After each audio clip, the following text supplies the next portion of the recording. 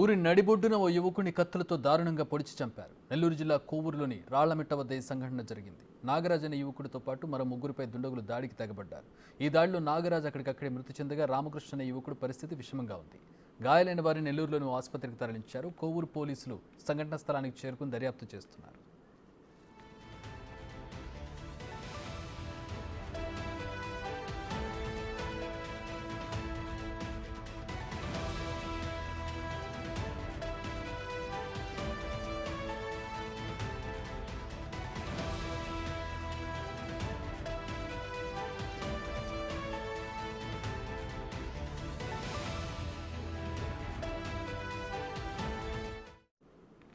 ప్రతినిధి సురేంద్ర మరిన్ని వివరాలు అందిస్తారు. సురేంద్ర, ఘటన చాలా దారుణమైనటువంటి ఘటన, వివరాలు ఏంటి?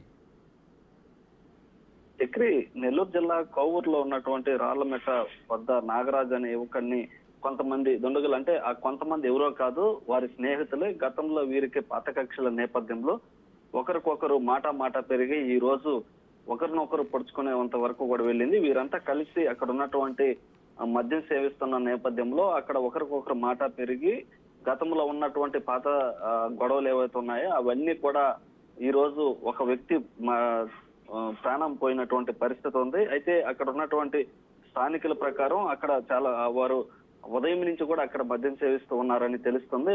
తెలుస్తున్న నేపథ్యంలో గతంలో ఒకరిపై ఒకరు ఏదైతే ఉన్నటువంటి పాత కక్షలు ఏవైతే ఉన్నాయో ఆ కక్షల నేపథ్యంలో ఈ రోజు కొంతమంది వారి ఫ్రెండ్స్ ని పిలుచుకొచ్చి గతంలో జరిగినటువంటి పాత కక్షల్ని దృష్టిలో పెట్టుకొని ఆ యొక్క మర్డర్ చేసినట్టుగా కూడా తెలుస్తుంది.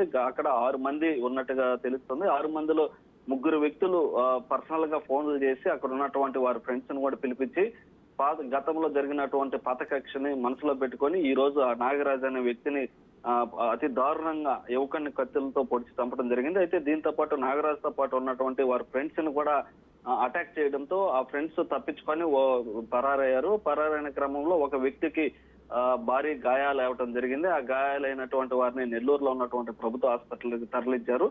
ఆ పరిస్థితి కూడా విషమంగా ఉందని కూడా ఇప్పటికే డాక్టర్లు వెల్లడించడం జరిగింది. అయితే ఇక్కడ ఉన్నటువంటి మన్నేపల్లి రఘు పరిస్థితి విషమంగా ఉందని కూడా డాక్టర్లు చెప్తున్నారు. అయితే అక్కడికి చేరుకున్నటువంటి పోలీసులు కూడా వివరాలన్నీ సేకరించడం జరిగింది. కేసు నమోదు చేయడం కూడా జరిగింది. జరిగిన క్రమంలో గతంలో వీరు అంతా ఒకప్పుడు ఫ్రెండ్స్ గా ఉన్న నేపథ్యం ఉంది. ఉన్న క్రమంలో ఏదైతే మద్యానికి బానిస అయ్యి ఈ యొక్క ఒకరికొకరు జరిగినటువంటి ఘర్షణలో గతంలో ఒకరికొకరు కొట్లాడుకోవటం జరిగింది. కొట్లాడుకున్నప్పుడు గతంలో వీరందరి మీద కూడా కేసు కూడా నమోదైనట్టుగా తెలుస్తా ఉంది. అయితే ఈ రోజు ఒకసారి మళ్ళీ వీళ్ళందరూ కలిసి ఇదొకంతా ఒక ప్లాన్ గా ఉన్నటువంటి ఫ్రెండ్స్ అందరే కలిపి అక్కడ మద్యం సేవిస్తున్న క్రమంలో ఎవరైతే గతంలో ఈ నాగరాజు వల్ల ఇబ్బంది పడ్డారో వారందరూ కూడా ఒక 6 మందిని పిలిచి అక్కడికి నాగరాజు అనే వ్యక్తి పైన దాడి చేసి కత్తులతో ఈ యొక్క హత్యనైతే చేసినట్టు తెలుస్తుంది. పోలీసులు వివరిస్తున్నారు. అయితే అక్కడే ఉన్నటువంటి స్థానికులు అక్కడ ఉన్నటువంటి వారందరూ కూడా కలగజేసుకొని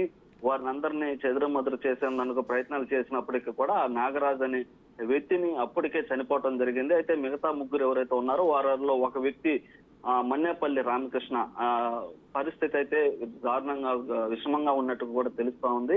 ఇంకొక వ్యక్తి పరారైనట్టుగా, అంటే అక్కడ ఉన్నటువంటి స్థానికులు హఠావుటిని అక్కడికి చేరుకోవడంతో వారందరిని కూడా అడ్డుకోవడంతో కూడా వీళ్ళిద్దరు ప్రాణాపాయం నుంచి తప్పించుకున్నారని కూడా తెలుస్తా ఉంది. అయితే మొత్తం మీద కూడా ఇటీవల కాలంలో నెల్లూరు జిల్లాలో మద్యానికి బానిసైనటువంటి యువకులందరూ కూడా వీరంతా 24, 25 సంవత్సరాల లోపల వారే కావడం, ఈ యొక్క మద్యానికి బానిస అయ్యి ఈ యొక్క ఏదైతే స్టేజ్లకి వెళ్ళి ఈ యొక్క మర్డర్లు అయితే జరుగుతున్నటువంటి క్రమం ఉంది.